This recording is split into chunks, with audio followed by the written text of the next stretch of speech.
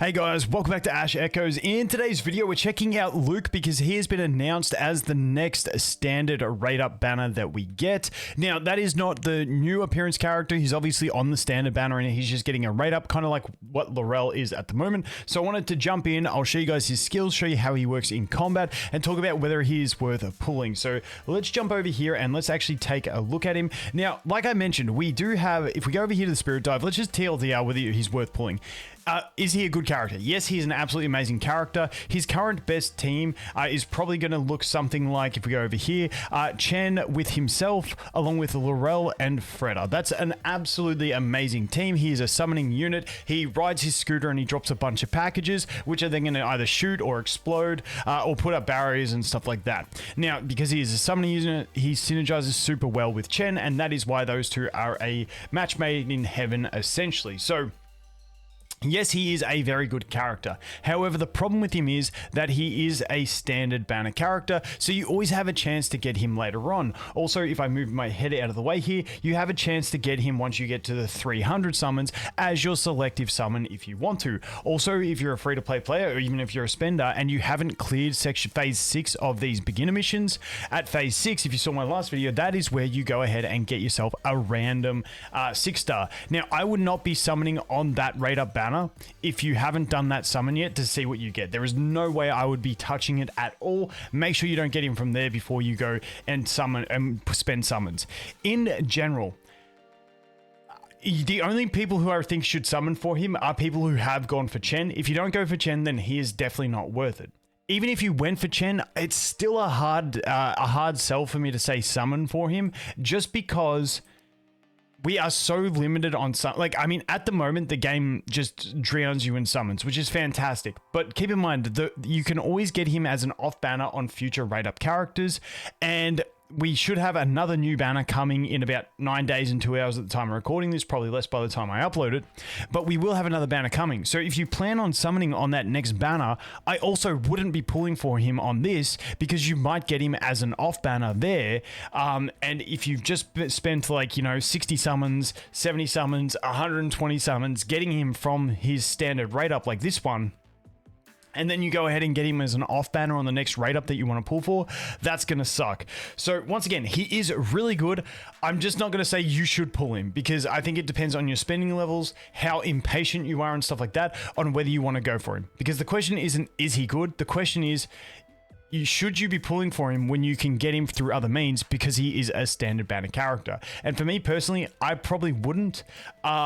But once again, I did get him as an off banner on my initial pulls, and then I got him again, and I got a dupe of him from my random pulls. So it's a bit hard to say. When I look at something like this, we have the Laurel standard banner, and to me, I would rather pick up the Laurel, because she is universally good across just about any team. You can slap her in and she's going to be quite functional, whereas Luke has a very specific team, which yes, is fantastic, but it is only the one specific team. So that is my thoughts around it. Once again, it is completely up to you. I would just be cautious on pulling for any of the standard rate up banners, once again, because you can always get them through other means, like off banners and stuff like that, whereas the first appearance banners like this Chen banner are going to be more valuable as they come, and those are the ones in general in most games that you want to focus on. But once again, Luke is still a fantastic unit, so let's dive in, take a look at his skills, and have a look at him in combat to see how he actually functions. But once again, great unit.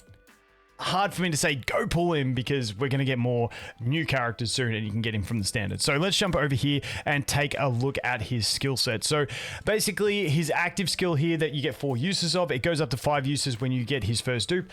This one, he's going to throw a package, and I'll show you guys this stuff in combat. Essentially, he throws a package, it becomes a barrier, it blocks projectiles, and it has a good amount of breaking for barriers. So really good against barriers, which is something that you lack with Chen. So he synergizes really well. Great ability. Once again, only the 4 uses means you got to be a bit sparing when you are using it. Try not to blow them all at the start of battle and then have none for later on when you're trying to take on the final boss or something like that.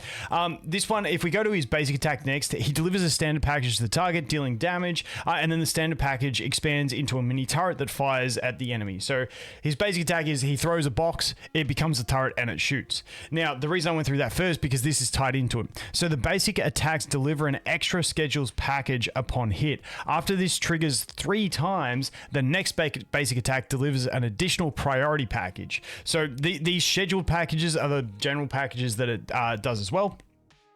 And then we got the priorities. So the scheduled packages taunts nearby his enemies and then can explode, which is dealing AoE damage. And then... it detonates after 10 seconds or when broken, so it can take damage.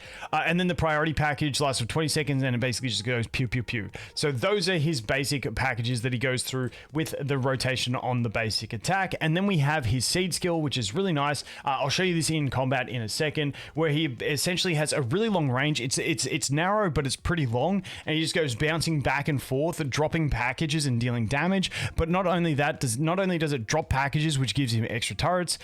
Not only does it do damage, which is pretty decent damage, but it also gives the rest of his team an attack buff of 25% for 30 seconds, which is a pretty decent duration. So once again, using this early on, normally in the standard team, when you're running something like Freda, Laurel, Luke, and Chen, you kind of want to buff with Freda, then buff with Luke. That way Luke gets the buff from Freda to deal extra damage himself, and then he stacks the buff on Chen, and then Chen can go ahead and nuke pretty hard. And that is the basic thing, the basic strategy with him. He basically throws a lot of packages with some utility and also some extra damage. So just a really solid all-around character. But let's jump over. Let's go to something that doesn't cost me stamina so I can show you guys. We'll just go to the lower levels here so I can just zoom in and just focus on him. Once again, this is going to be probably his best team with the Chen, Laurel, Freda, and Luke.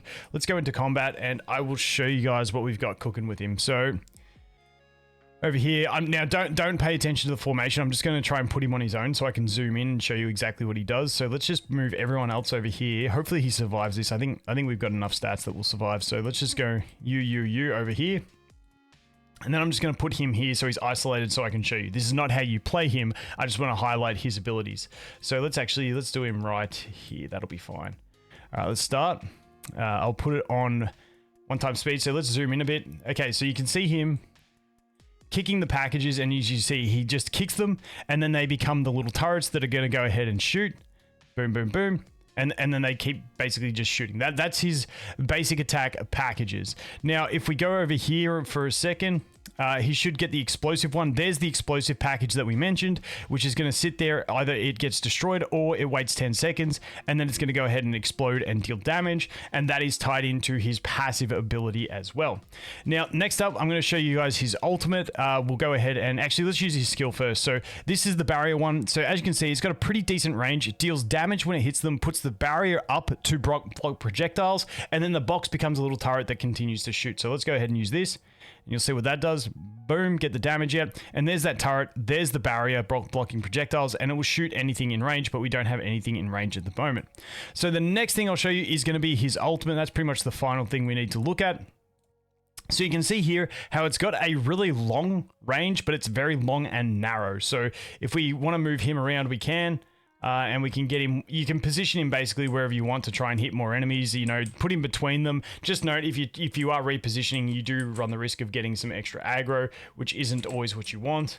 I'm just going to cancel this for a sec because the screen is in completely the wrong position. So let's go here. So as you can see, we're going to go, and if you look at all the projectiles, that's the other cool thing. It intercepts projectiles. So all those projectiles coming out, he will be intercepting as well, which is absolutely fantastic from this one. So that's pretty much it. And then we can just go ahead and use that.